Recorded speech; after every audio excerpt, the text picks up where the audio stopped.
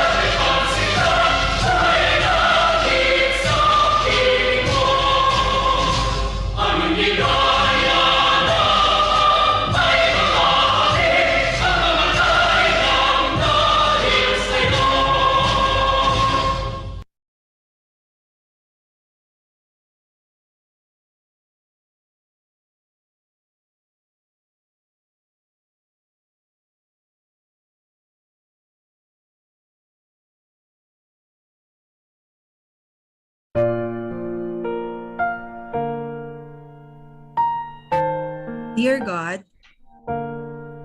thank you for this opportunity to meet together. Come give us the inspiration to be the best we can be. May we be a shining example of your goodness and truth within, wherever we are.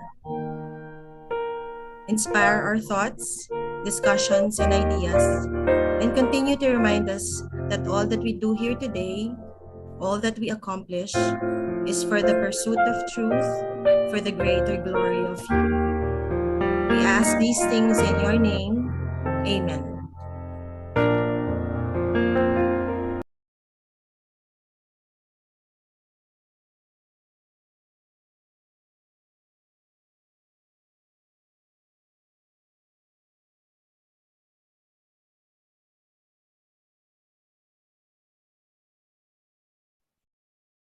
Good morning.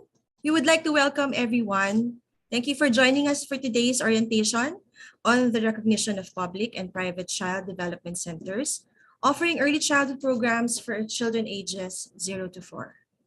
Before we formally start our program, we would like to greet our guests from the different cities and municipalities from the Visayas region.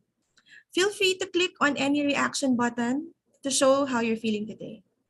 So let's begin with Region 6. Welcome to our friends from Western Visayas.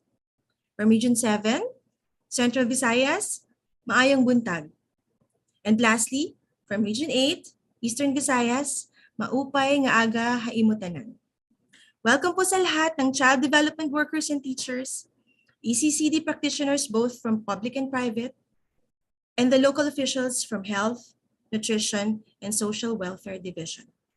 Last but not the least, we also have participants who are parents and caregivers. We warmly welcome everyone.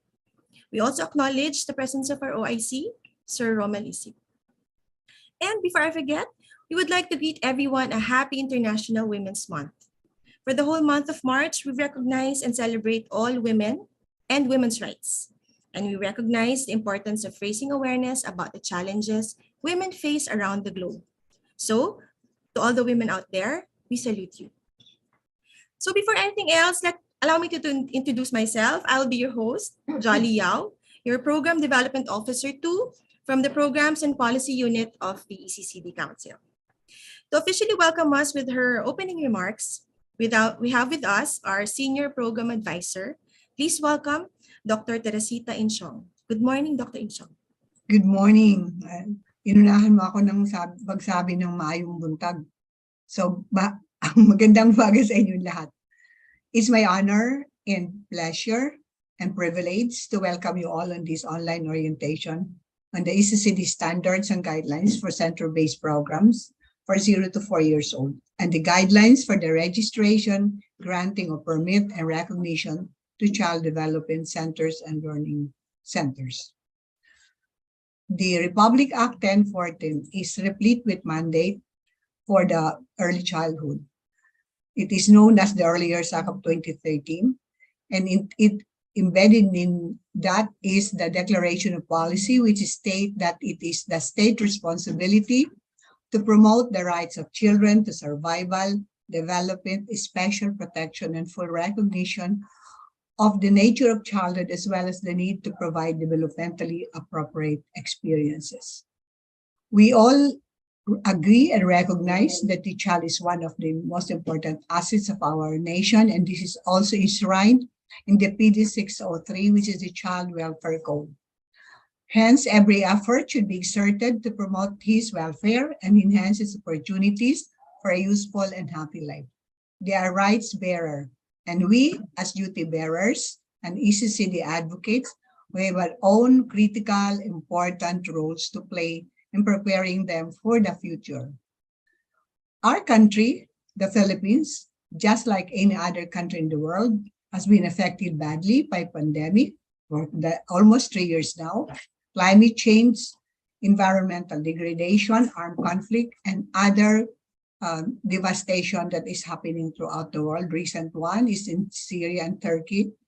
And I think this morning I read that there are also a train mishap in Greece, which resulted in a lot of problems, and one of which is educational crisis.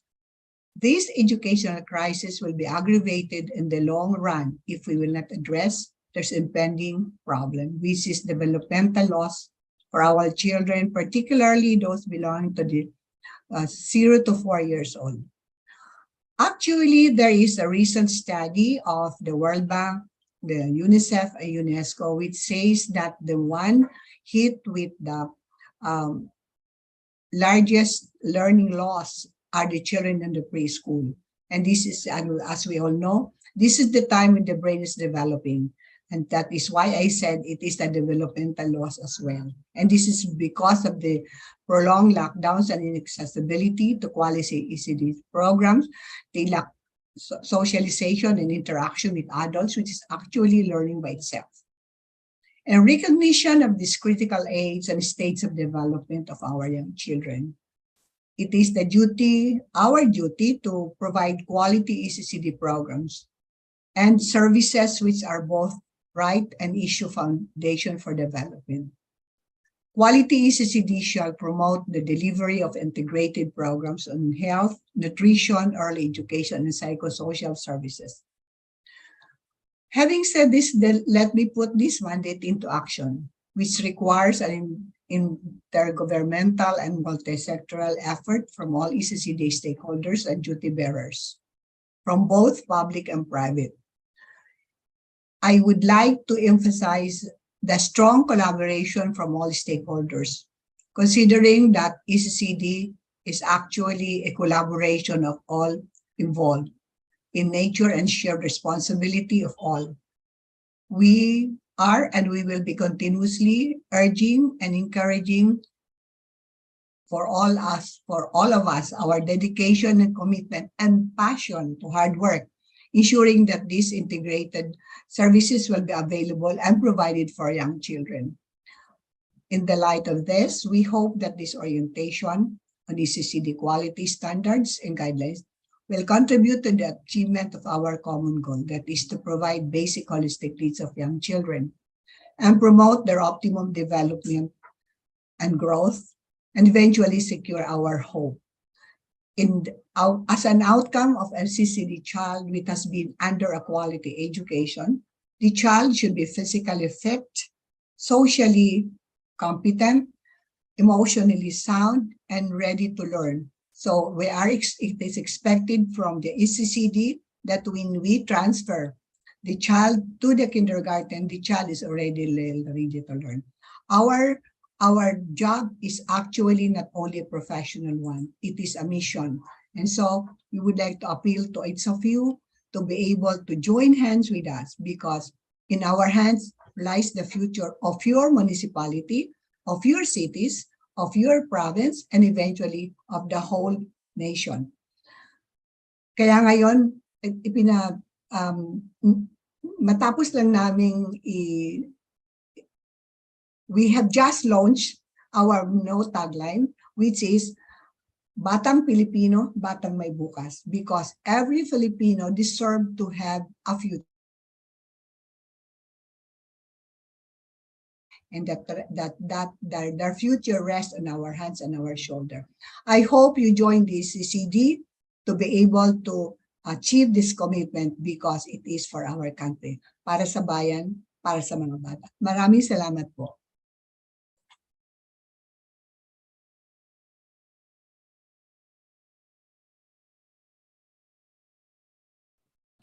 Thank you so much for your warm welcoming message, Dr. Inchong. So on that note, I believe that everyone's ready for today's orientation. So just a little reminder before we get started. If you have any questions during the presentation, kindly type them in the chat box if you're in your Zoom or on our Facebook page. There will be time for questions after the presentation of our two speakers for today. So without further ado, let us welcome our first presenter, Sir Carl Zabalza, our Planning Officer 3 from the Programs and Policy Unit of the ECCD Council. He will explain about the standards and guidelines for our center-based early childhood programs, followed by the guidelines on the recognition of both public and private child development centers offering early childhood programs for children 0 to 4 years.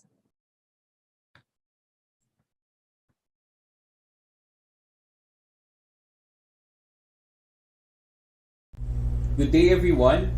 Since madami po tayong mga concerns regarding the recognition and accreditation of our child development centers and learning centers, the ECCD Council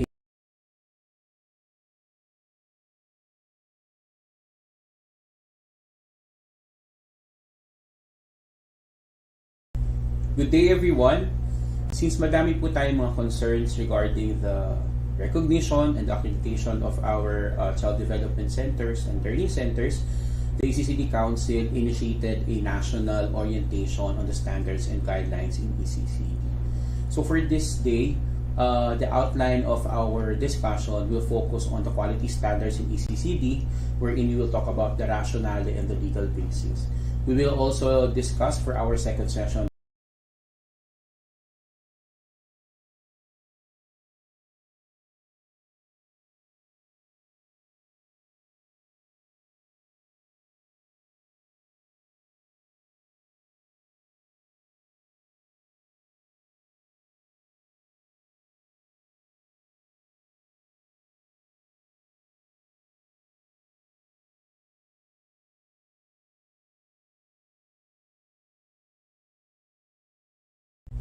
Good day everyone.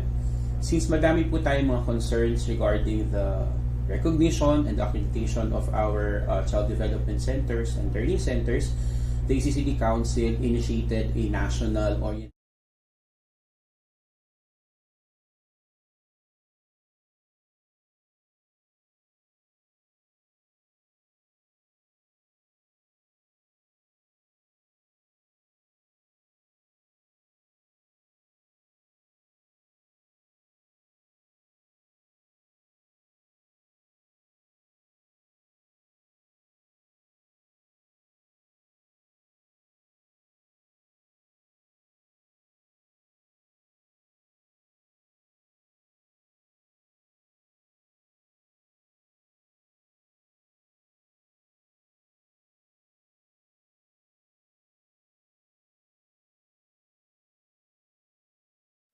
Good day everyone. Since madami po tayong mga concerns regarding the recognition and accreditation of our child development centers and learning centers, the ECCD Council initiated a national orientation on the standards and guidelines in ECCD. So for this day, the outline of our discussion will focus on the quality standards in ECCD, wherein we will talk about the rationale and the legal basis. We will also discuss for our second session the standards and guidelines for center-based ECCD programs for 0 to 4 years old and its guideline for registration, granting of permit to operate, and also the recognition.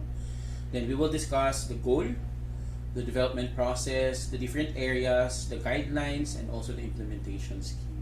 But before that, let's talk about why quality standards. Why is it important? Sabi po dito, providing quality in our standards in ECCD is both a right issue of young children and foundation of their development. So there are two things.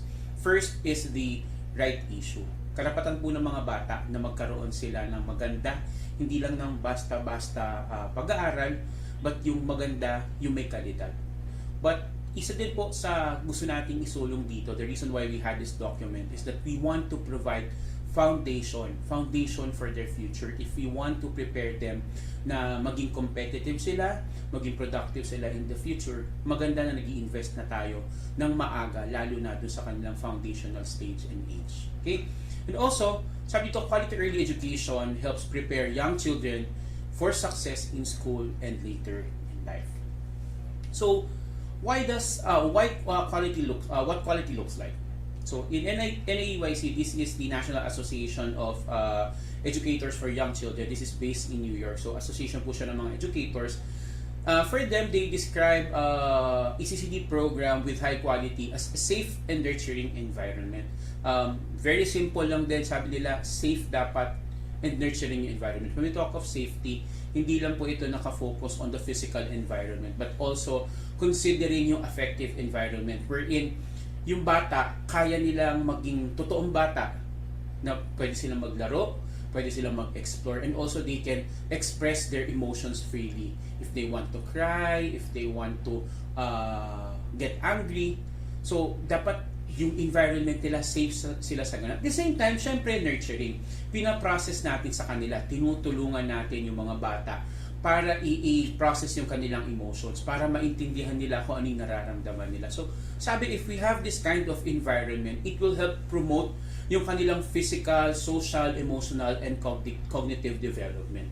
Sabi, if we have this program, it will greatly affect yung kanilang development, depende kung paano hinahandle ito ng mga teachers, not just teachers also, but the service providers, even other stakeholders na involved in the development ng mga bata. So, before we continue with this discussion, I'd just like to share with you this quotation. This is by Gabriela Mistral. Sabi niya dito, "We are guilty of many things, many faults, but our worst crime is abandoning the children, neglecting the fountain of life. Many things we need can wait. The child cannot. Right now, the time his bones are being formed, his blood are being made, and his senses are being developed. To him we cannot answer tomorrow. His name is today." We need to act immediately. Kasi habang tumatagal yung panahon, habang nagkakaedad yung mga bata, medyo na babawasan na yung opportunity na maibigay natin sa kanila at matulungan natin sila na mag-develop dun sa optimum level ng development. Okay? And now, tingnan natin, ano ba yung legal basis why we have this document? Basically, it's from our mandate in RA 10410. So the Early Years Act of 2013. It says here in Section 3, our objective, the national ECCD system shall pursue the following objective. First, to upgrade and update capabilities of service providers. So it's our mandate na kung ano yung existing natin na standards na sinusunod natin for early development, kailangan natin siyang i-upgrade and kailangan natin i-update. The reason why we want to upgrade itong mga programs na to, mainly because nag-i-evolve din yung bata. Yung generation ngayon, hindi na natin sila pwede i-compare doon sa dati. Hindi na natin sila pwede sabihin na ganito kami noon. Nung mga bata kami, titigal mo lang. Okay na, di ba? Matatakot na, susunod na sa'yo. Ngayon, kahit anong gawin mong titig sa bata, naku, walang reaction. Minsan ikaw pa tititigan nila o kaya pagtatawanan ka pa nila. So, gusto natin na yung standards natin nakasunod din ano ba yung appropriate for children. That's why ina-upgrade natin siya and also ina-update din natin siya. Ano ba na yung mga current na appropriate talaga for children. So that's why even our standards isinunod din po natin nun. And also, we want to improve the quality of our public and private. Isa din po to sa kaya tayo nag-update ng ating standards kasi before nakafocus lang tayo sa public and 3 to 4 years old lang yung kino-cover natin. But right now, our responsibility for 0 to 4 covers the public and the private ECCD programs.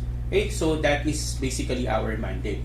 So because of that, we developed these two documents. First is the Standards and Guidelines for Center-Based Program, and the other one is the Guideline on Registration and Granting of Permit and Recognition to our centers. So pag-usapan muna natin, ano ba yung goal ng development nito? Very simple lang yung goal. It's to promote quality early childhood experience. So that's the goal of these two documents. So ano yung objective natin for having these two documents? First, if meron tayong i-develop or magpuput up pa lang tayo ng center or we're planning to build another child development center, maganda siya na guide kasi dito makikita nyo na from its different areas ano yung mga checklists na kailangan ko i-consider, ano yung mga dapat kong i-prepare, ano ba dapat yung physical structure, paano ko i-manage yung center, ano yung ibibigay ko na program for children, ano pa yung other considerations ko. So everything makikita na po natin dito. And since meron tayong indicators for that, ito na rin yung pwede natin gamitin na monitoring tool, self-monitoring tool. Kasi habang meron ka ng ongoing program, makikita mo na dito na tama ba yung ginagawa ko in terms of securing yung outdoor facility ko? Tama ba yung mga equipment na meron ako? Yung loob ng center ko, yung arrangement ng mga gamit ko, tama ba yung pagkaka-arrange niya? So, kahit may existing ka ng program, itong document na natin to, you can use this para mag-guide sa'yo, para magsabi sa'yo ano yung kailangan kong i-improve. Since ito na rin yung standards and guidelines natin and we have specific indicators, ito rin yung ginamit nating reference for the assessment. So, pag nag-accredit tayo, like the term that we're using before, and now it's recognition, so while evaluating the centers, ito na rin yung tinitingnan natin isa-isa. So we have the same standards, we have same guideline, we have same indicator doon sa ating assessment tool. Yeah. And now for the development process of the standards. So we started with documentary analysis. During the documentary analysis, we gathered different standards and guidelines from different countries. So we have from Finland, from Singapore, Western countries. So ginather po lahat itong iba't ibang mga documents ito. Ano-ano nga ba yung mga standards in terms of addressing the needs of children, particularly yung very young children, yung 0 to 4 years old, yung iba 0 to 8, yung iba 0 to 6. So all these documents were gathered. Tinignan ano yung mga different na mga guidelines din para ma-ensure that we are developing or providing quality programs. And then, after the documentary analysis, we had a workshop kung saan we write ano yung mga standards that is appropriate for Filipino children. Same thing, nagkaroon din ng workshop to develop the guidelines. After the development, nagkaroon po ng consultative workshop. So during the consultative workshop, we invited all the members, the technical working, who will be the technical working group ng development nito from the different agencies na member po ng ECCD. So we invited from the Department of Education, from the Department of Health, the National Nutrition Council, the Union of Local Authorities of the Philippines. We also have from the Department of Social Welfare and Development, and syempre representative from the ECCD Council. Aside from those members, we invited also experts from academe, yung mga practitioners po ng ECCD. And again, we also involve yung mga local government unit representatives. So from the provincial to the city, municipal, child development workers and teachers, and then the MS and CSWDOs. So nagkaroon po ng mga consultative workshop. And then after nung consultative workshop, yung result po nun, ginamit to modify and edit the documents. And then we had the validation of these 2 documents. So kinonvene uli itong mga different agencies and personalities para magkaroon ng validation and to review again all the standards, the guidelines, and the indicators. And then after the review, we revised it again, and then after the revision, it was submitted to the different members of the governing board for final review and approval. So, ito na po yung na-approve. In 2015 ng September, the ECCD Council, through a board resolution, approved this document. So, ito yung sinasabi natin na una, the standards and guidelines for center-based early childhood program for 0 to 4 years old Filipino children.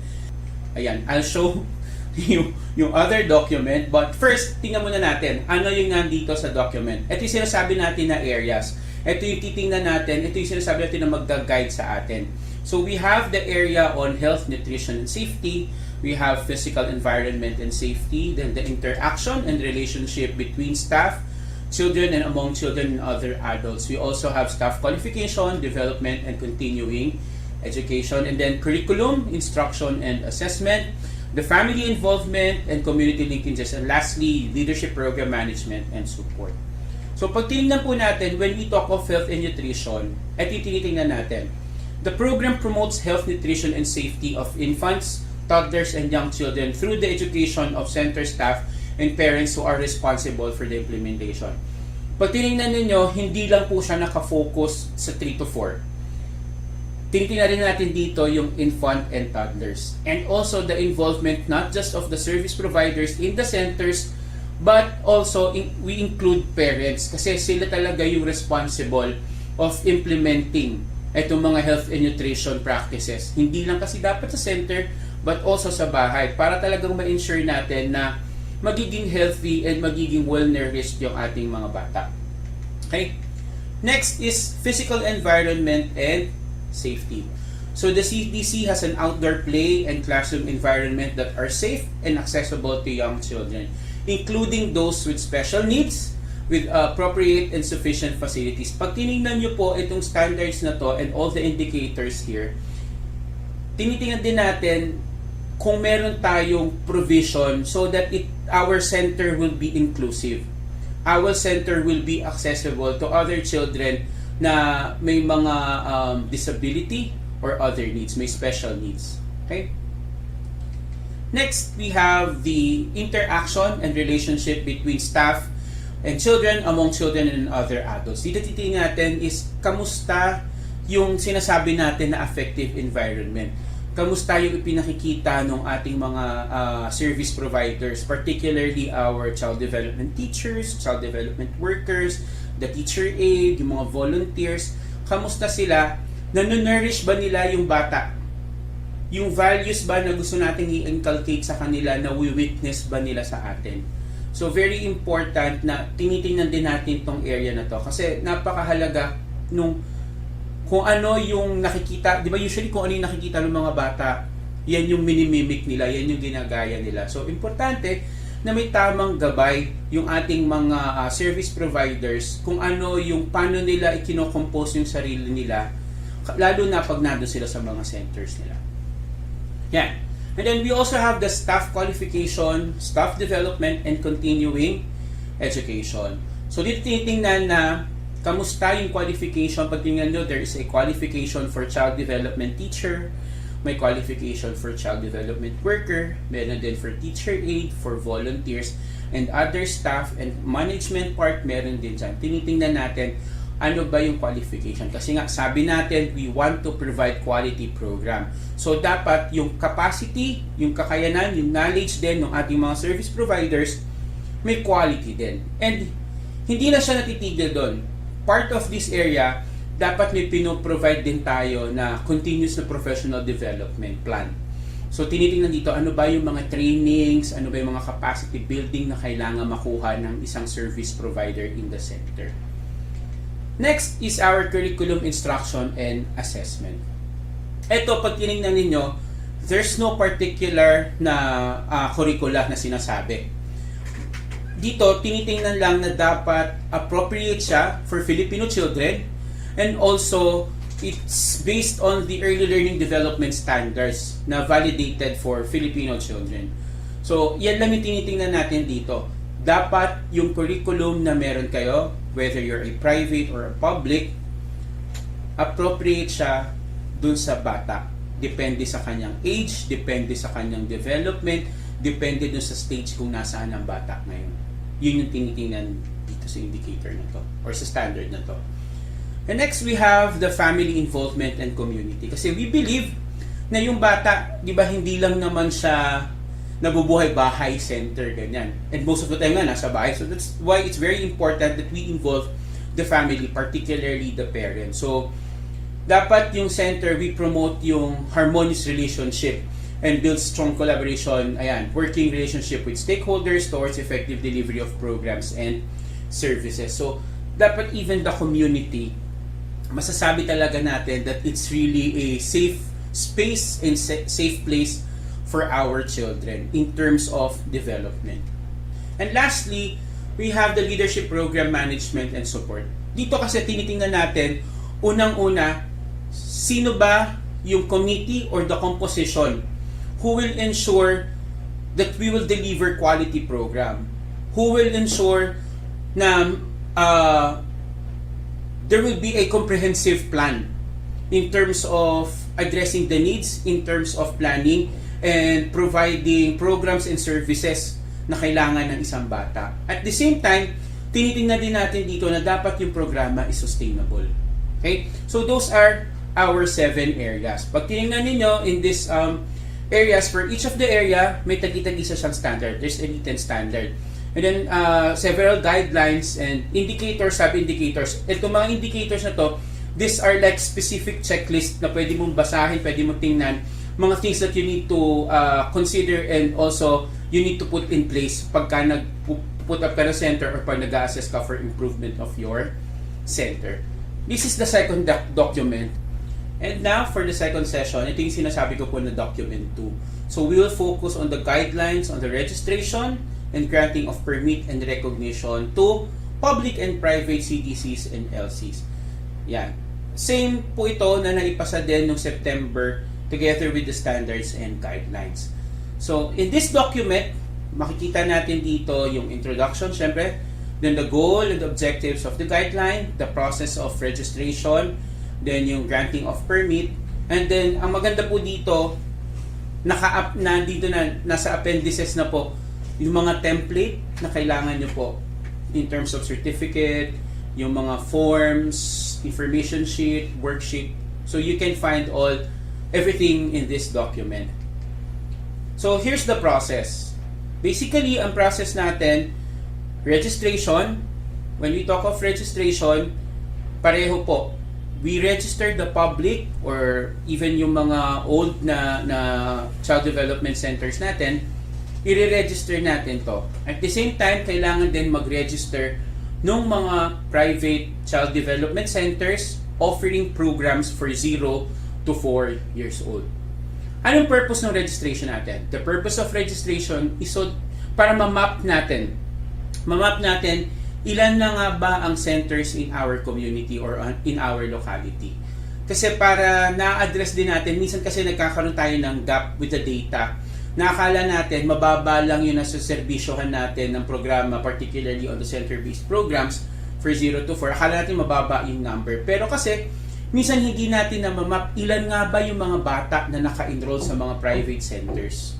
So, this is very important na mamap po natin siya. Okay? Next, once registered, they need to secure permit to operate. Pero sino po ang magsisecure ng permit to operate? Those lang po na nasa private. Again, yung mga private centers or learning centers offering programs for 0 to 4, kailangan nilang mag-secure ng permit to operate. Saan po sila magsisecure ng permit to operate? So the private CDC-LC applies permit to operate with required documents where sa office po ng mayor through the City Municipal Social Welfare Development Office. So once nakapag-file na sila ng permit to operate, isasubmit po ito sa mayor for inspection, and then pag nakapag-comply sila, magbibigay po ng certificate to operate for 3 years. Sino mag-i-issue? The local government unit will issue a permit to operate once compliant po yung ang ating private center. But for those na who will fail to comply, temporary permit to operate lang for 1 year. And then the CDC or the LC must comply with the lacking requirements po within that period of 1 year. Kung hindi sila makapag-comply, so back to square one again. Okay. So, yeah. Now, after that, 3 years after, for private po 3 years after, pwede na silang ask for recognition, yung process for recognition. The term recognition, ito po yung ginagamit natin doon sa process before ng accreditation. Just to provide you with a brief background, bakit po recognition ay ginagamit natin. During the time na pinaprocess po ito, it was presented to the Secretary of the Department of Education, which is the chair back then, so si Secretary Armin Luistro. According to him, it's not proper to use the term accreditation kasi in the academe or other institution, once you're accredited, you receive incentives. But in our process of accreditation, wala tayong binibigay na incentive. That's why sabi niya, it's safe to say or to use the term recognition. Kaya nung maipasa po ito, hindi ginamit yung term na accreditation, but rather we use the recognition. Okay? And sana malinaw po yun to all of us. Now, here's the process of recognition. Sige, tingnan natin. The CDC-LC recognition process, first, letter of intent for recognition by the mayor addressed to the ECCD Council through the DSWD Regional Office or the Field Office 3 years after permit to operate. So, let me clarify that. Sabi, 3 years after permit to operate. So again, this is for private learning centers or child development centers lang. But for the public, if you're ready or nag-expire na or nag-lapse na yung effectivity nung accreditation before or the recognition, if you use the recognition, pag nag-lapse na yung validity niyan, pwede na po siyang i-file again for recognition. Saan po natin ipapadala? Again, it should be through the field offices. Kung nasaan yung inyong local government unit. So for this recognition, we have 2 processes. So first is the internal assessment for 3 months. So internal assessment, basically, ang ibig sabihin po nito is yung preparation of your center. Your own center, yung hinahandle mong center. Sino yung composition? For public, internal assessment team, you have the child development teacher or the child development worker na nag-handle mismo nung center. And then the barangay captain, the barangay nutrition scholar, the barangay health worker, and then the president of Parent Teachers Workers Association. Bakit ito yung composition ng public internal assessment? Kasi nga po, pine-prepare nila yung center para sa evaluation. So dito, andyan yung involvement ng barangay kasi pag tinignan nyo dun sa leadership and management, in terms of planning, in terms of budgeting, ang makakapagsabi niyan is the barangay. And then yung health and nutrition din, ang makakapagsabi niyan, yung mga barangay health worker, yung barangay nutrition scholar. sila yung makakapagsabi o makapagbibigay ng ibang documents. Kaya pag tinignan ninyo, ito yung sinasabi natin kasi all of them, magtutulong-tulong po sila para i-prepare yung center before the evaluation. Same with the private internal assessment team. The difference is, manggagaling din sa loob ng center nila or ng school nila. So the administrator or the director or the principal and then the child development teacher, then the member of the board and the president of Parent-Teacher Workers Association. So once na mag-comply sila, assess sila, this is like a self-assessment. Once they comply, pwede na silang magdiretso to external assessment. They'll just inform the field office of the DSWD that they're ready for external assessment. But for those who will not comply or may mga lacking documents, bibigyan sila ng 6 to 12 months or depende before the year ends. So, para i-comply yung mga deficiencies nila with documents, practices, and kung ano man yung hinihingi na indicator. So, ito po yun. The mayor informs that they are ready for external assessment. And the external assessment for 3 days. Ang team po dito, we have the deputized regional, provincial, social welfare and development officers as head of the team. Sino ang magde-deputize sa kanila? So, may mga trainings tayo na pinoprovide for external evaluators. So, may mga trainings na initiated by the DSWD. So, there are external evaluators that tinrain nila. Meron din mga external evaluators na tinrain din ng ECCD Council. Pero ito po, iisa lang yung nag-i-issue ng Certificate of Proficiency. So it is issued by the ECCD Council through the Executive Director. So centralized po yung ating database kung sino yung mga qualified at sino yung mga certified na external evaluators. And take note, once na sinabit po siya sa ECCD Council for conferment, yun yung una-una natin tinitingnan. Yung pirma ng evaluator. Yung bang evaluator na nag-process nito is certified by the ECCD Council. Kasi kung hindi po certified, hindi natin itutuloy yung process of reviewing and conferment of their recognition. Okay? So, malinaw po dapat yon. And sino yung iba pang mga creditors? The members or the evaluators, the city municipal social welfare development officer, then administrator, director, principal for private. But we also include, kasi since naintindihan natin na yung mga MSCS and PSWDOs natin, they're very busy kasi this is just one of the many responsibilities na meron sila for the local government unit. Kaya, we also include, we accept yung mga ECCD focal person or other trained or hired po ng local government as part of their evaluators. So, kailangan tayo po, compliant na tayo doon and we will assist you in the process of your recognition or the evaluation of your centers. So you just need to follow the guideline, you coordinate with the field offices of the DSWD wherein your LGU is located. So kailangan talaga na makapag-comply tayo doon. That's why we have this orientation. So the implementation scheme, ito yung ginagawa natin, orientation pareho by ECCD Council, the DSWD, through the provincial, the city, the municipal, and then yung GOCCs and GAs and private. Again, just a review, our process, we have the registration, permit to operate, then granting of recognition. So I hope we are guided with this session on how we're going to prepare our center on the process of evaluating for recognition. As a concluding statement, I'd like to share you another quotation from Villa Foster. It says here, "Quality is never an accident. It is always the result of high intention, sincere effort, intelligent decision, and skillful execution." Thank you very much and have a good day.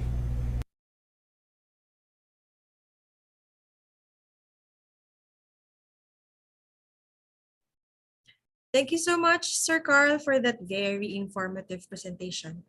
So for our next presenter, allow me to introduce Ms. Remelin Malakilla, our Program Development Officer 3 from the Programs and Policy Unit of the ECCD Council. She will explain to us the competency standards for child development teachers and child development workers.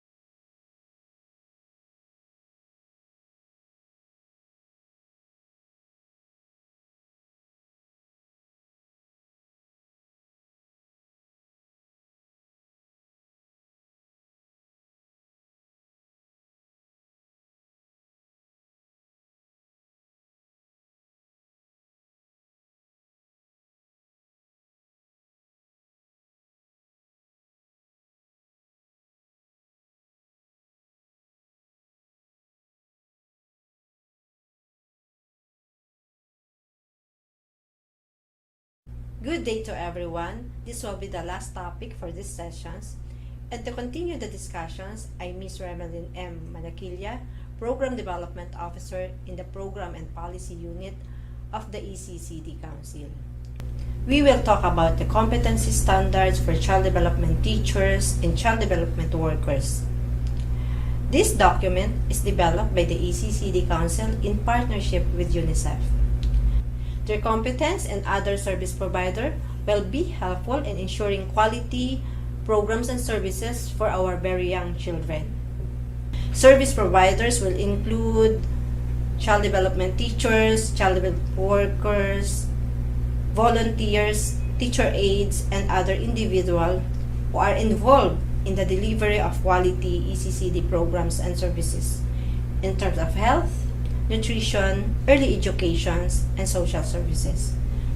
The rationale behind the competency standards for child development teachers and child development workers is the need for competent teachers who can deliver quality early childhood care and development. Access to early childhood care and development means assurance of quality service delivery. And lastly, this can only happen if all early educators, including parents and caregivers, will possess the basic requirements and perform the standards and competencies expected of them. Our goal for the competency standards is to ensure that all child development teachers and child development workers and other service providers have developed and demonstrated the necessary knowledge, skills, and attitudes to meet children's developmental needs and deliver high-quality early childhood programs for all children from birth to 4 years old. Quality ECCD programs depends greatly on the quality of the interactions between the child and the teacher. Here you can see the framework of competency standards with its mission and vision. For holistic approach, this covers 7 domains such as child growth, development and learning, health, nutrition, safety and well-being, curriculum, learning environment and experiences, assessment and reporting, family involvement and community linkages, na ito po ang pinakamahalaga na isinasama natin ang ating pamilya tulad ng mga magulang at komunidad para sa pag-unlad ng ating mga bata. And we also include the personal and professional development of our service providers. When you talk about standards, this describes the knowledge, skills, values that characterize good teaching practice or effective teaching. Competencies focus on what educators need to know and be able to do to demonstrate that they are well-rounded and well-prepared to educate and care for young children. All in all, in these 7 domains, we have 10 standards and 75 competencies. At ito na rin po ang ginamit nating basis on the self-assessment tool on teaching competencies for child development teachers and child development workers. Ang mahalaga po sa self-assessment tool na ito ay nakasulat po siya into task para po malaman ng ating mga teachers at ating mga workers kung ano ang kanilang nalalaman o kung ano ang dapat nilang gawin sa pagpapaunlad at pagpapalago ng ating mga bata. Kasama po nito ay nagkakaroon sila ng opportunity to evaluate and chart their progress. This serves as a functional basis and planning and implementations of appropriate technical assistance to be given to them. Meaning, ito rin po ang inyong magiging basihan sa pagre-request ng kanilang mga trainings. With this, we can easily determine whether they are beginner, performer, or skilled. So meaning, beginner, they have started to do the task but needs assistance. Performer, they can do the task well. So ito po yung gusto natin, yung skilled. They are confident to do the task and can assist others as well. So we have the same domains in the self-assessment tool and the competency standards. Here's a sample of the self-assessment tool. As mentioned, the result of the self-assessment tool will serve as the basis for the provision of technical assistance. And I would like also to emphasize that the result is not intended to use for promotion. For the technical assistance, this is anchored on the belief that each organization is responsible for its own growth and development. It is aligned with the organization's vision, mission, and organization's needs. It is an ongoing, systematic, and interactive process that is designed to achieve results. The goal for the technical assistance is to help solve problems. So basically, dito natin makikita or mas madali nating ma-identify ngayon kung anong trainings ang pwede nating ibigay sa ating mga teachers at ating mga workers. So dito din, makikita natin kung nag-level up ba sila from beginner to performer and to skilled. And dito, makakakuha tayo ng magandang resulta at pwede rin itong maging basihan sa paggawa ng ating mga pulisiya. For the training frameworks, we have 3 tiers. Tier 1, this is the local government-initiated training in the city, municipal, or provincial base, like conferences, workshops, inductions, and orientations. This may also include other service providers working or supporting CDTs and CDWs. For Tier 2, this is institutions-based. One of the sample is the ECCD Council initiated training on early childhood education program. This is customized training for CDTs and CDWs that credit 18 units under Master of Arts in Early Childhood Education in partnership with state universities. For Tier 3, this is one-on-one training like mentoring or coachings and advising. For your guidance, here is the technical assistance mechanism flow, starting from needs assessment to planning and implementation. For easier planning, we prepared technical assistance plan template for you. For more information on the competency standards, you can visit our website at www.eccdcouncil.gov.ph. Just click download and resources. Thank you!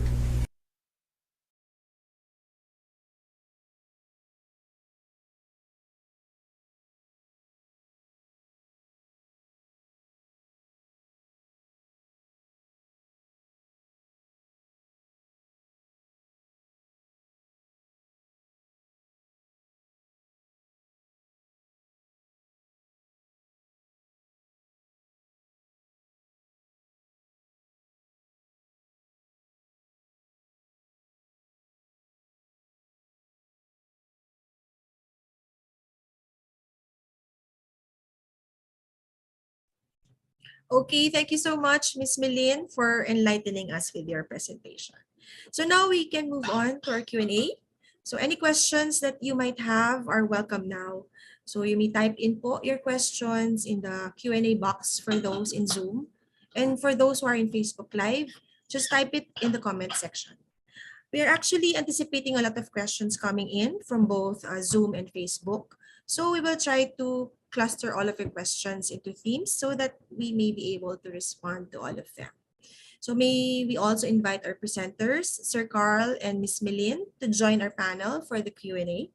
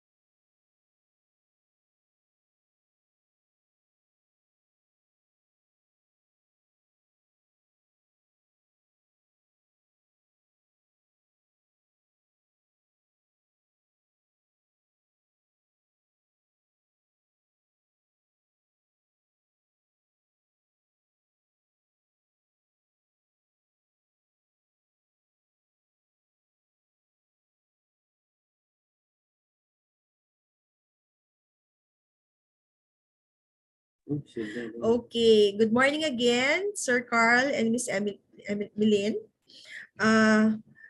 We have a first question here, and I think this is a question na madalas itanong. No? So I think this is the most important question of the day. So what will happen to those CDCs accredited in 2022 using the old tool? Is this still valid, or will we consider? Are we entitled to receive a certificate of recognition?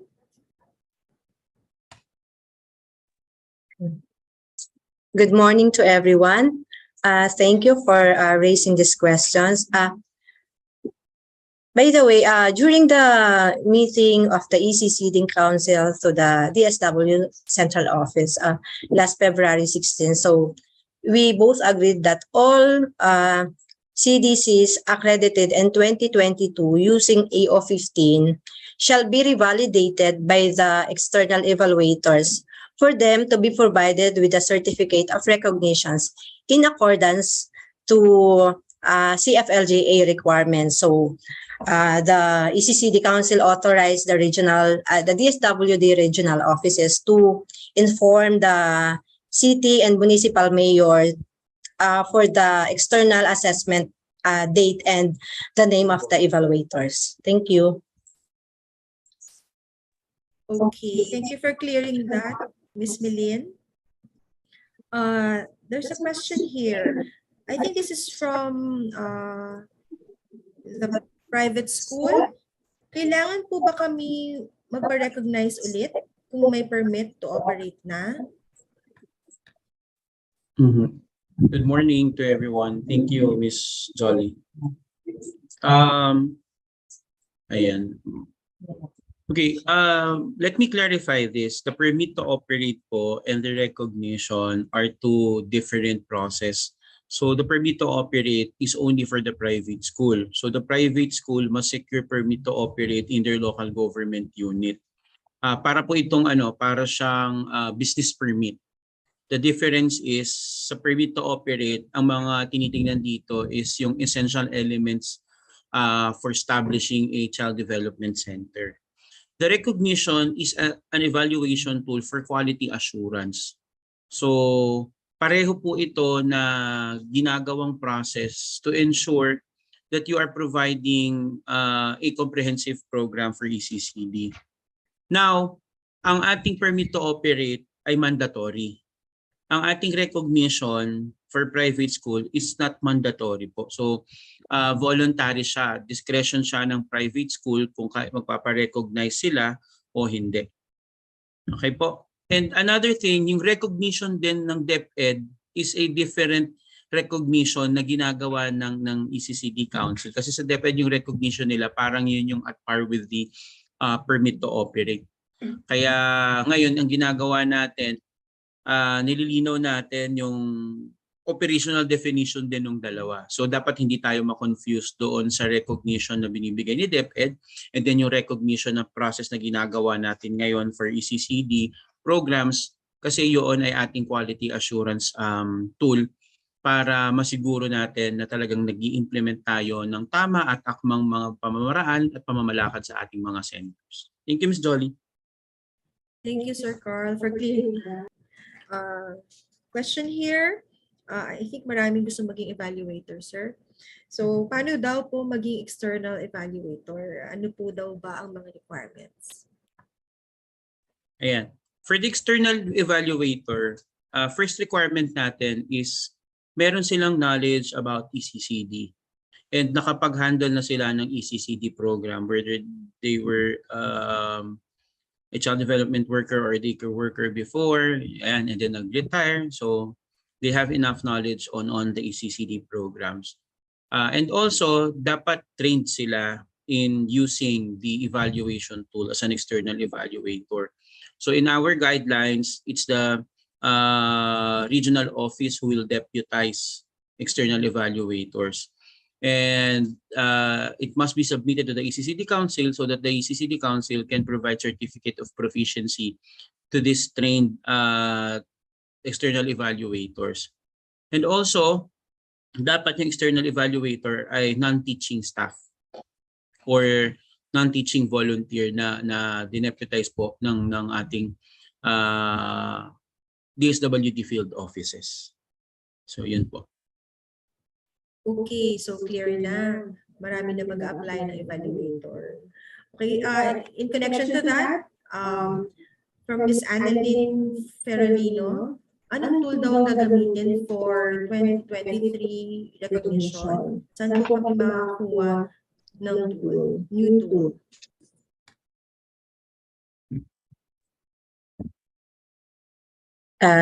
Good morning again. So, since na-approve na po ang ating guidelines, so ang gagamitin na po natin is the new tool na po. And kung gusto niyo pong makakuha ng copy ng ating document about this tool is you can visit our website po on the www.eccdcouncil.gov.ph. So, click nyo lang po doon ang downloads and then makikita nyo po sa resources, naka-identify po kung ano po ang gusto nyong kunin na resources. Thank you. Thank you, Ms. Milene. Our next question is for Sir Carl. They have a couple of questions, no? Sabi nila, number 1 question, ang internal assessment team po ba is per barangay or one I8 team per LGU? And number 2, if there's a need to issue an SB resolution on the composition of this team po. Okay. Yes, maganda yung natanong ninyo about the internal team of evaluator. The internal team is the one who will prepare their center. Lilinawin ko po yung internal evaluators, they are actually the ones operating their centers. So it's the child development worker or the child development teacher handling the center. It's the barangay officials and members like the barangay health worker, the barangay nutrition scholar. So ito po yung composition. Ang gagawin nila is sila po yung magpe-prepare ng center before siya magkaroon ng external evaluation. Kasi tinitingnan dito ano ba yung mga kailangan na means of verifications, mga evidences to be gathered, ano yung dapat nilang ihanda sa center nila, ano yung mga possible na tatanungin sa kanila during the interview for the external evaluation. So sila po yung nagpe-prepare and hindi sila magpe-prepare ng ibang center for the external evaluator. So in every center, not in every barangay, kasi may mga barangay na, well, pwedeng every barangay, pero yun nga, may mga barangay kasi na more than one yung child development center or daycare center. So, kung sino yung nag-handle ng center, sila po yung internal evaluator. And if there's a need for SB resolution, I think mas maganda na merong SB resolution para yung team na na-create nila talagang kikilos at magtutulong-tulong in preparing their centers for the evaluation for recognition. So, yun po. Okay, thank you for that, Sir Carl. Next question is from Julie Christine Hope Lowayon. I think she wants to put up a school. So I would like to build my own school. Where do I get the requirements needed? Also, how do I start a school for 0 to 4 years old? She's very interested. What experience do I need? Ayan. Napakaganda nitong topic na to na pinag-usapan natin, lalong-lalo na doon sa mga gusto mag-put up ng kanilang private child development centers or learning centers. Kasi syempre alam naman natin na hindi din talaga kaya ng gobyerno natin na i-provide lahat yung pangangailangan ng ating mga bata. So very important na may mga ganito tayong ka-partner ng mga private individuals. If you want to know ano yung mga kailangan nyong i-prepare, you can visit our website. Actually, the one I presented, it's a manual. So sa website po natin, as mentioned by Ms. Milene, punta po kayo sa downloads, then sa resources, nakalagay po doon yung standards and guidelines. So these standards and guidelines will provide you specific checklist. Ano ba yung dapat kong i-prepare in terms of ensuring the health and safety, yung physical safety, yung nutrition aspect, yung curriculum, management, qualification, lahat po nandoon. So talagang makukuha nyo na yung ano yung standard natin in setting up or putting up your own child development center. Okay, so there's a question here from Josephine Rillo. We are a church-based school here in Bago City, Negros Occidental. Our classrooms are used in multitasking because we cater also kinder from DepEd. Do we need to change it? Hindi ko lang po alam masyado kung ano yung setup na sinasabi niyo na kailangan i-change. But in terms of providing programs, syempre if you're a private school, you have the discretion kung paano yung setup ninyo, kung integrated ba siya or purely na ang gagawin nyo lang ay 0 to 4. Pero kung halimbawa may program kayo na for kindergarten and then may program kayo for preschool like yung 0 to 4 programs ninyo, you need to secure two permits. So yung isang permit is yung sa ECCD Council through the local government unit. Ito yung sinasabi natin na permit to operate. So you need to secure that permit to operate for your center to be operationalized. Pero this is for 0 to 4 only. Kailangan nyo din mag-secure ng recognition from the Department of Education. So Department of Education naman, this is for your kinder program. So pag dalawa yung i-cater ninyo na age range, napasok itong dalawang permit na to, you need to secure those two permits po.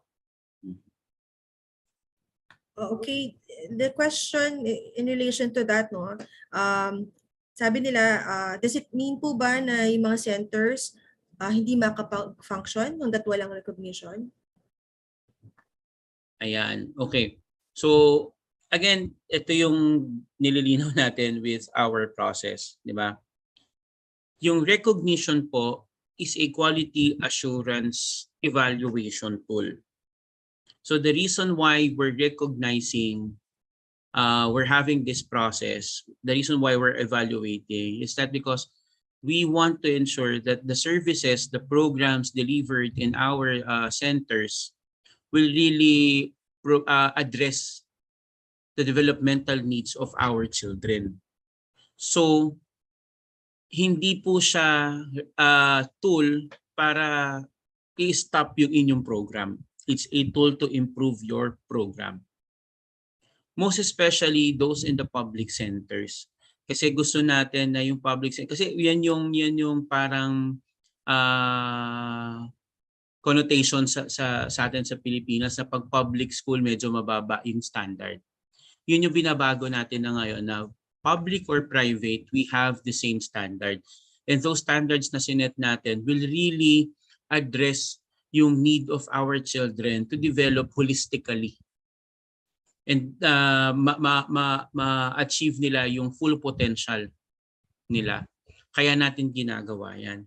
And yun nga po yung nililinaw ko, magkaiba yung recognition ni DepEd, magkaiba ang meaning ng recognition na ginagamit ng Department of Education, yung recognition na ginagamit natin. Kasi yung recognition ni DepEd is like a permit to operate.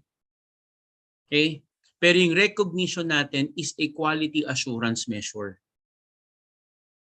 Yun yung ipinalit na term for accreditation. As mentioned in the lecture, kasi it was suggested by the former Secretary of the Department of Education, si Brother Armin Luistro, na sinasabi niya na dahil wala tayong binibigay na incentive for accreditation, let's not use the term accreditation. Kasi sabi niya, i-align natin with recognition. But our mandate is really to accredit. Kaya po, aside from this recognition, meron na rin tayong guideline for accreditation. For those who will be accredited, sila po yung bibigyan natin ng incentive. So, once recognized ka, pwede ka nang mag-apply for accreditation. So this guideline, magkakaroon din tayo ng ganito, ng national orientation or forum para i-discuss about the accreditation. So the accreditation was already passed by the ECCD Council Governing Board It was signed by the members of the ECCD Council, the Department of Education, the DSWD, DOH, and NC. All of the members have already signed and approved this guideline for accreditation. Ito yung magbibigay na po tayo ng incentive. Pero yun lang yung firm up, ano yung incentive na ibibigay doon sa mga centers na maa-accredit. Pero again, our recognition and accreditation is voluntary. This is not mandatory. Pero for the private school, syempre, this is part of your marketing strategy if you're recognized or accredited by the national government as a center following the standards. So, mas maganda siyang marketing strategy. Ibig sabihin, you have a good program. Okay, thank you for that, Sir Carl. Next question, there are a lot of our LGUs who are interested to avail of our trainings now. So can we provide trainings maybe through a virtual platform or face-to-face? And follow-up question, isasama ko na, no? Kasi may nagtanong din, pwede ba daw sila mag-invite ng speakers nila or trainers for capacity development, or are there institutions or individuals that are duly recognized by the ECCD? Ayan, thank you very much, Ms. Jolly. Yes po, you can write a letter of request to the ECCD Council addressed to our Executive Director for a training. Pero hindi ko lang po ipapromise na kung ano yung date, yung schedule ng request nyo ng training ay mapagbibigyan natin. And kasi sa ngayon po, talagang very limited yung ating manpower in the national government ng ECCD. Tapos ang hinahandle natin ay lahat ng mga local government, kasama pa yung mga private school. So, mag-request lang po kayo, pero please bear with us kung hindi siya ma-approve regarding to your request. Lalo na if the trainings na hinihingi niyo is more on capacity building for curriculum, ito for standards, ganyan. So kailangan talaga natin ng time na iset yan. But if you want to invite, like for example from the DSWD, there are some trainers in the DSWD who are familiar with the curriculum also and with the standards. So pwede din naman po tayo to invite in the DSWD.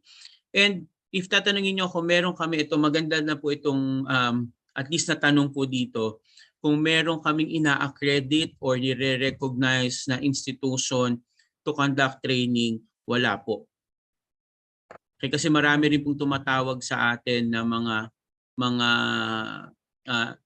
local government and private institution na nagtatanong kung kilala daw ba namin itong group na to or kilala namin itong tao na to kasi accredited daw ng ECCD or recognized ng ECCD.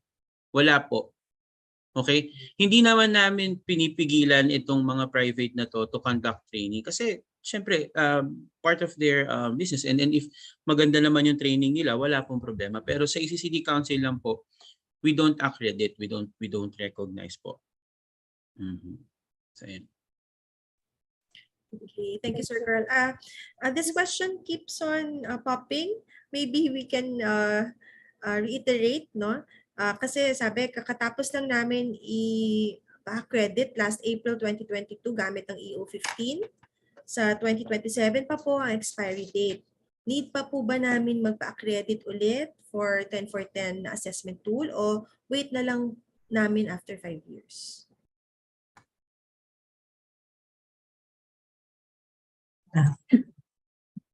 Again, good morning. Oo, katulad nga po ng sinabi ko kanina, doon po sa mga centers na na-accredit po in 2022 using AO15.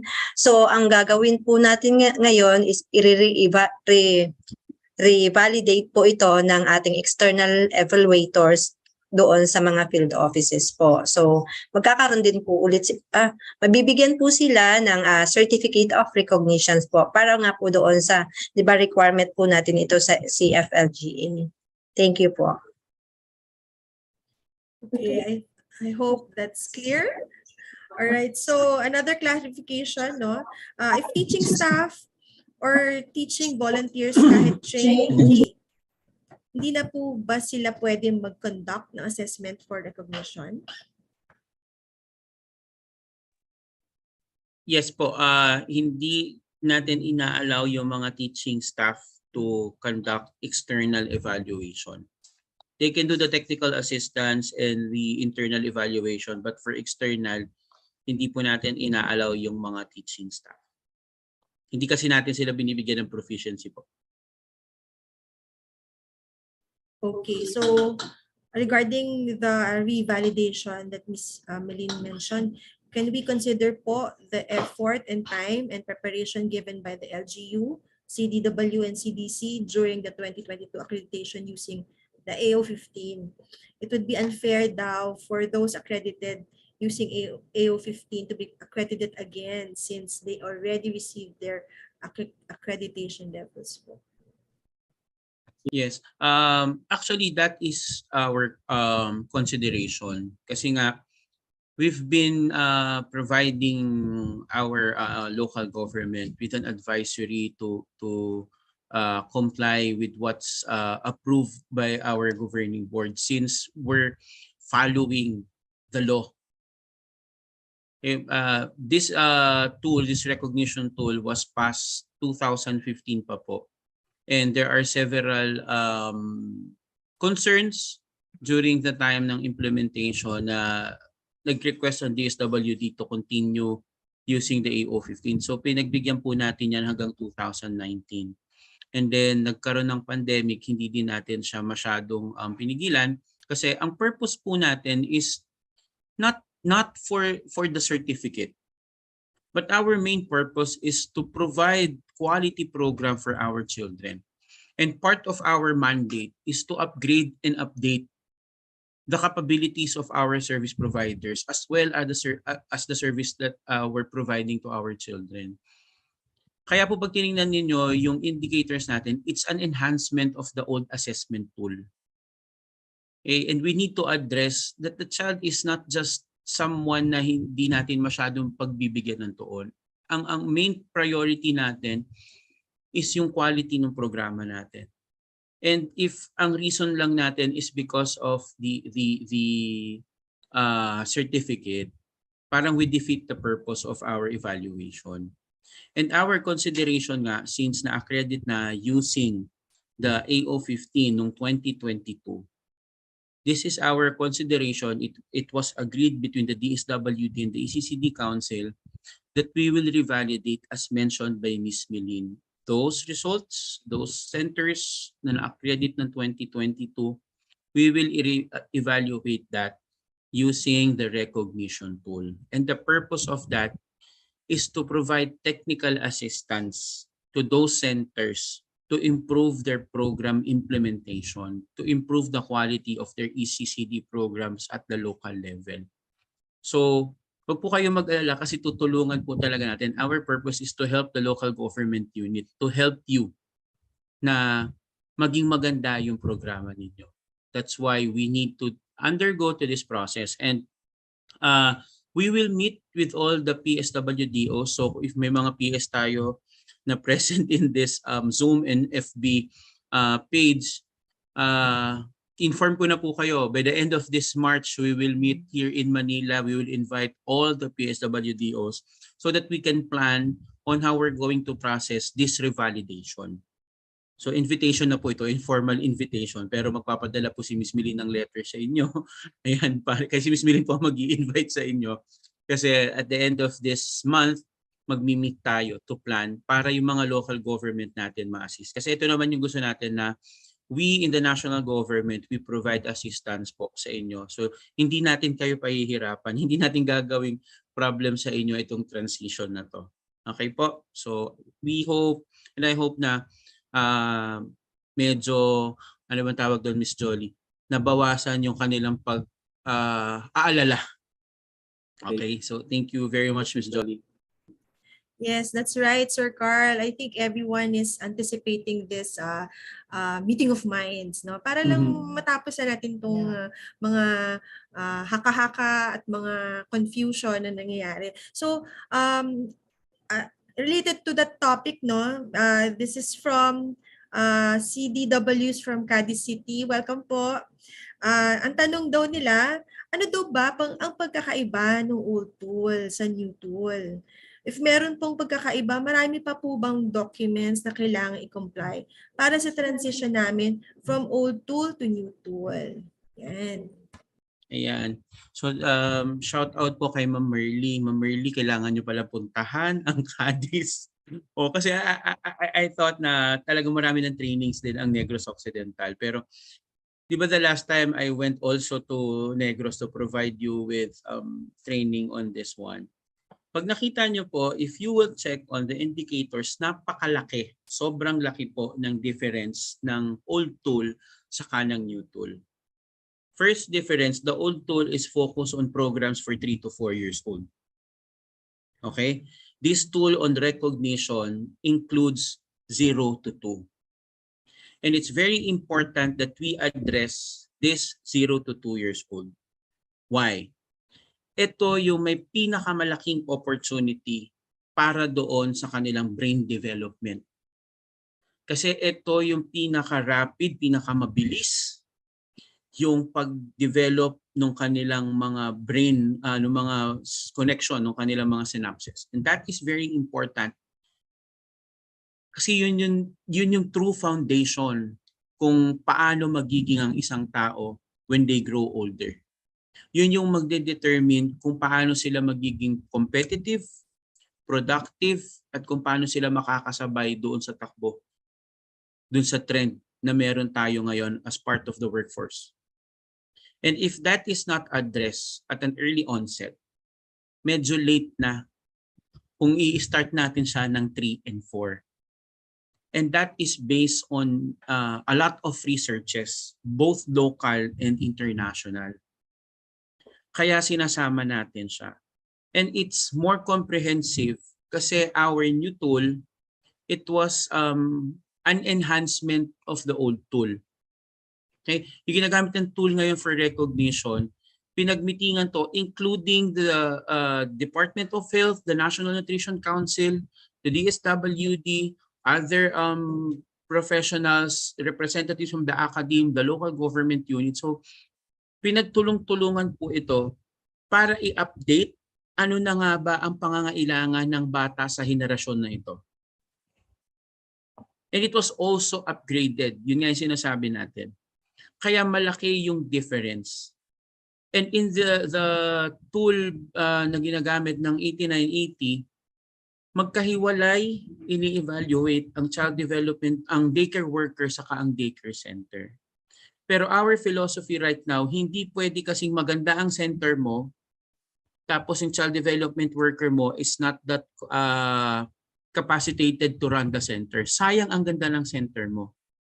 Kung si child development worker, hindi niya na na-utilize ng tama, hindi naiintindihan kung paano gamitin.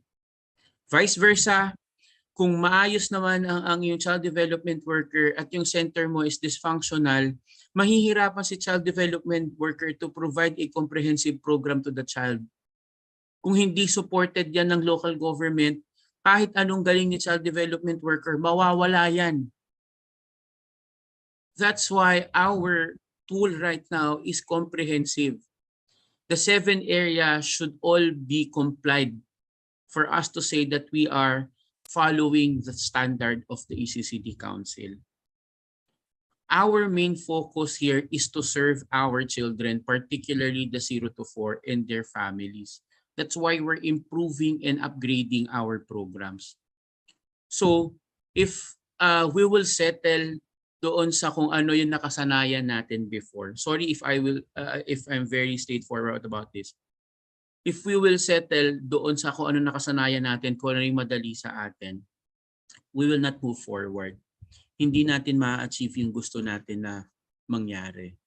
Okay? And I hope na, and I believe na pare-pareho po tayo ng advocacy dito. And that is to really serve our children kung ano yung kanilang deserve at kung ano yung kanilang karapatan na makuha. So I hope na ano po tayo dito, pare-pareho po tayo ng direction dito. Thank you for that question po. Thank you, Sir Carl. I think we're all united here, no, in our advocacy for our children. So that's why we are here, no, to para malinaw na at makatrabaho na tayo para sa kanila, no. So another question, it says here,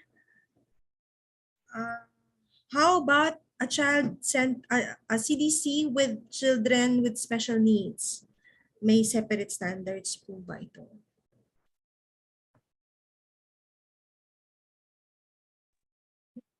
Yes, in the curriculum area, in the standards and guidelines, you will see that there are indicators focused on how we're going to facilitate children with disability, how do we set up our centers for children with disability. Kasi dapat lahat ng ating centers inclusive. Regardless of their race, regardless of their color, their condition, ability, inability, or disability, dapat kinikater natin lahat ng mga bata. That's why kasama po dito din sa ating areas, din sa ating standards, is the capacity of the child development worker. Gusto natin na i-upgrade din yung kanilang capacity, na meron silang trainings, meron silang mga capacity building on how to handle children with disability. Kasi syempre na hindi naman lahat ng areas sa bansa merong available na special education program. 'Di ba? And syempre sa SPED pagpasok mo doon sa K-12 na 'yon. 'Di ba? Sa atin yung bata dapat kahit alam niyo ito yung nakakaawa minsan, may mga sitwasyon po na may mga children with disability tapos dahil hindi nga alam ng daycare worker or ng child development worker, hindi nila alam kung paano i-handle, tinatanggihan. So nakakaawa po ang bata na tinatanggihan natin dahil dun sa kanilang kondisyon na hindi naman po nila kasalanan. So andito tayo to provide them with program and to welcome them with open arms na merong space po para sa inyo, para matuto kayo, para mag-develop kayo. So I guess, Sir Carl, a valid concern among our CDCs or CDTs, no? Kasi how will they teach children with special needs? So with that, we have trainings for that, yes. right? So for this year, we're just fixing our schedules, and fear not, we will come to your municipalities to train you, no? So kailangan kasi talaga natin include sila talaga. Okay? So next, actually may nagtanong, meron daw bang payment to be recognized by the ECCD Council?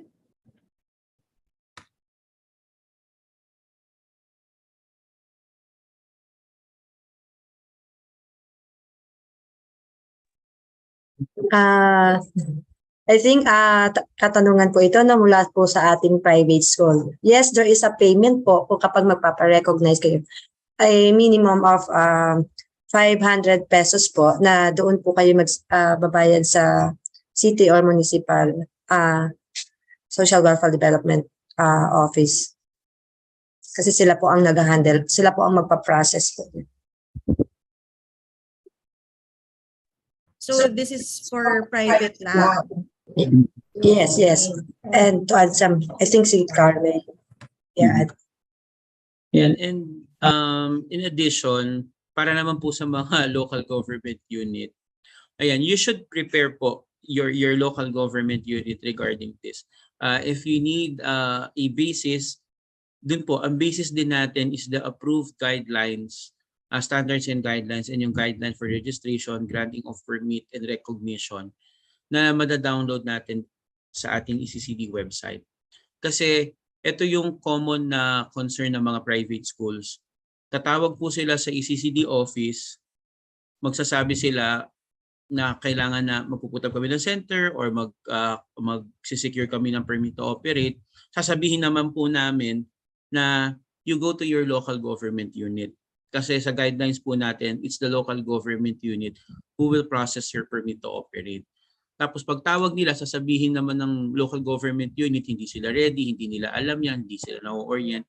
So ito, we have an orientation, and actually we conducted a lot of orientations in the past, including the field offices, including the provincial, to relay this information. We also had advisory to all our local government wherein we need to comply with the guidelines. And this is part of the guidelines na ang private school ay kasama po sa responsibility ng local government unit in terms of monitoring their programs.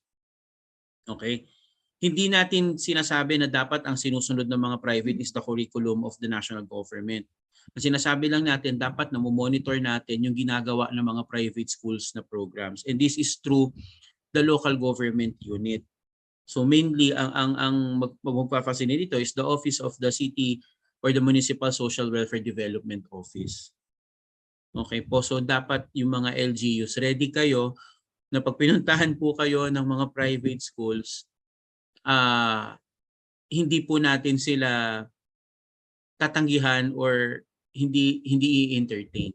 Kasi marami na pong ganyang mga situation. And yan, we really appeal kasi ang katulong po talaga natin dito is the local government unit kasi kayo po yung primary na implementer, kayo po yung talagang nagpapatupad nitong mga pulisiya na to diyan po sa ating mga lokalidad. Kaya po you will really play, I know this is a responsibility to you, pero you will really play a big role in the improvement of our programs and in ensuring that all children will really have that chance para magkaroon ng magandang experience in early childhood.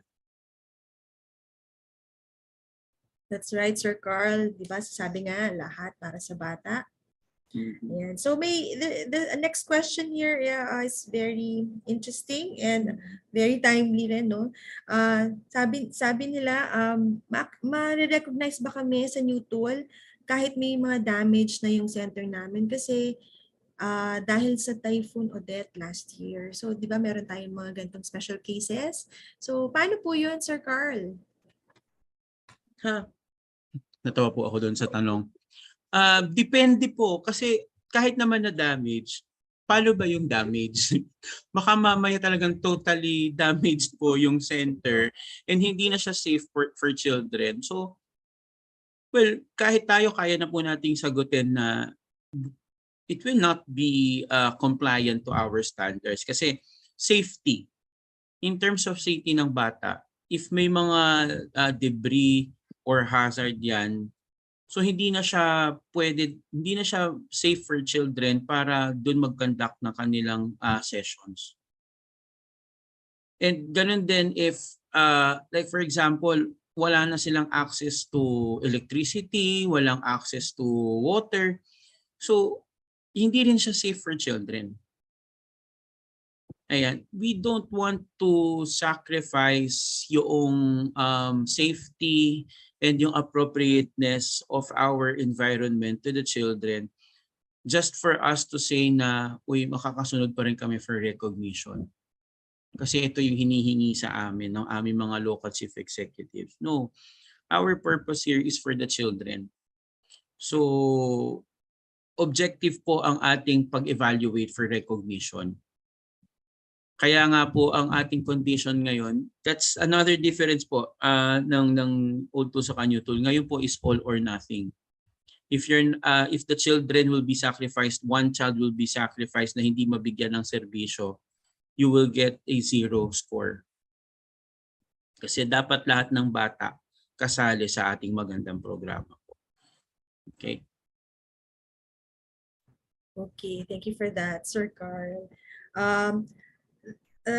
Next question here, I think we already answered it, but para lang clear, no? Sabi niya kasi, it was mentioned that in private ECCD centers, it's not mandatory to have recognition and license to operate is enough. Tama.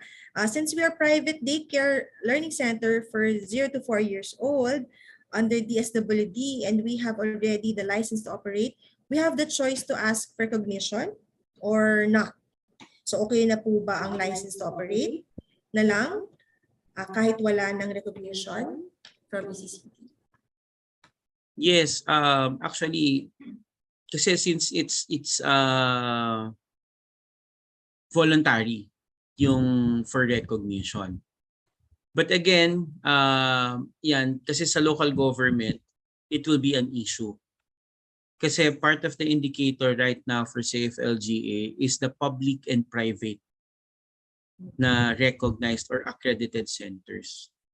So pagka mga private schools in the local government unit will not be recognized, so that will be a minus point doon sa ating mga as a performance ng local government. Kasi isinama talaga natin yan kasi hindi pwedeng yun lang nasa private, yun lang yung ay nasa public, yun lang yung imo-monitor natin. Dapat kasi even the private schools. Though it's not mandatory, pero it will affect the performance of your local government in terms of addressing a child-friendly local governance. Okay, so yun lang po yung magiging concern and very challenging. If you from the private schools will not be recognized in the standards of the ECCD Council. Okay, thank you, Sir Carl. The next question is related to the previous question about regarding the payment. So is there a need for an approved ordinance pertaining to the payment, especially for private schools? Ako na. Yes, actually, di ba in the local government, you cannot really receive payment without an ordinance. So you need to adopt the guidelines and create your ordinance, lalo na in collecting fees. Kasi for the permit to operate, there will be a very minimal fee of 250 pesos. And for the recognition of the private schools, ganun din, minimal fee din na 500 pesos. And maganda rin na naka-include talaga doon sa ordinances na i-create for this one, ano yung magiging purpose at saan gagamitin yung fee. Like for the permit to operate, so it's for the processing of the permit to operate. Yung 500 naman for recognition, this will be part of the operation in the external evaluation. So for transportation, materials, kung kaya yung pang-merienda ni evaluator doon sa 500. Kasi very minimal yung 500, no? So lalo na kung halimbawa mga nasa kabundukan, nasa isla o nasa gitna ng kawalan, yung center talagang kulang na kulang po yung 500 pesos. Pero yun, yes, there's a need for an ordinance for this one. Okay, thank you, Sir Carl. I think that's a reality, no, that we all face, no, especially in the far-flung areas, no, na hindi na naabutan. No? So another, I think, a controversial question, I guess. Sabi ni Miss or Sir Carrie Cabreros, ano daw po bang pwedeng gawin ng child development worker pag hindi masyadong nagko-cooperate ang barangay? Ayan. Pero gusto ko yung question, ano yung pwedeng gawin ni child development worker pag hindi nag-cooperate yung barangay? So magandang tanong yun actually yan sa sarili ni child development worker. Ano ba yung ginagawa natin? Why hindi nagko-cooperate yung barangay? Kasi minsan hindi nakikita yung significance of our work. Hindi nakikita yung significance of our responsibility in parang yung sa pagsulong natin ng programa for children, particularly yung 0 to 4. Kasi hindi nakikita yung halaga. Pero kasi hindi magiging maayos yung program implementation natin if our barangay captains, if our local chief executives will not support our program. Diba? Yun yung sinasabi ko din kanina. Kaya in our standards, even the management part, kasama siya.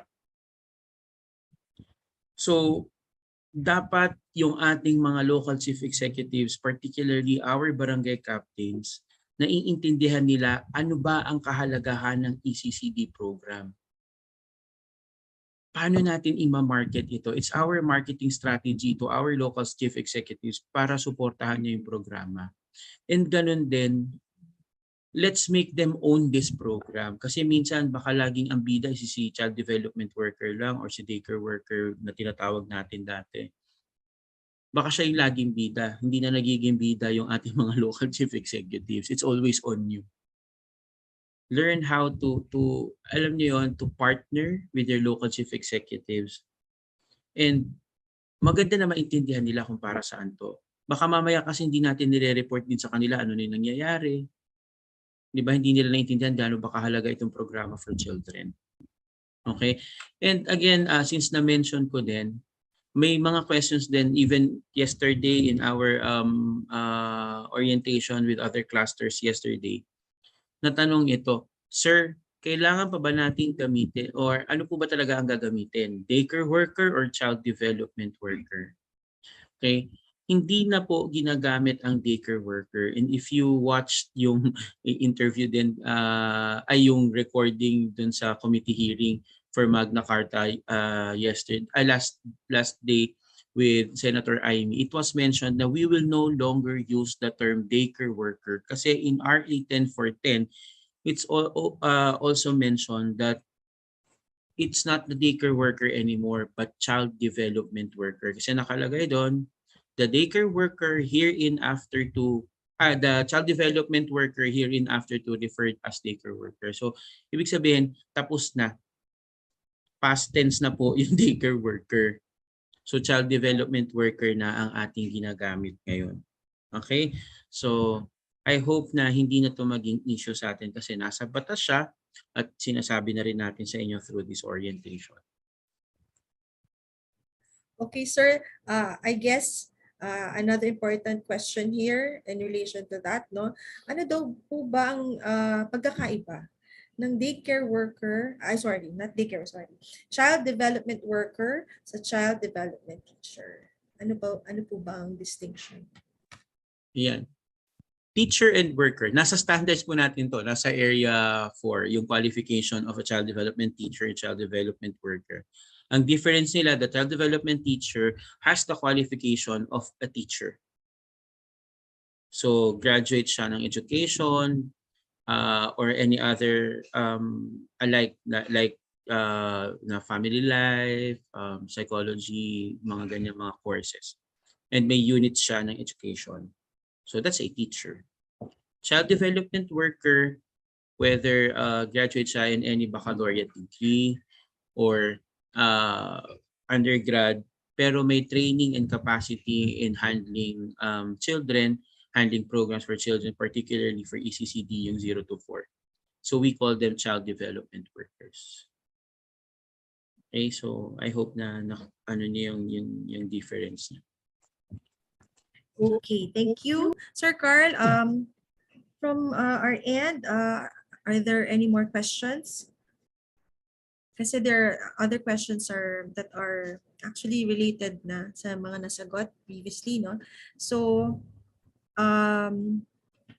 anyway, if you have more questions, you can send all your queries to our help desk. We are very responsive. So, kung ano yung mga tanong nyo, pwede nyo rin tanong doon. Alright? Okay, so I guess we've covered all the questions. Sir Carl and Ms. Milene, do you still have anything else you wanted to cover before we wrap up? No, may nakita lang.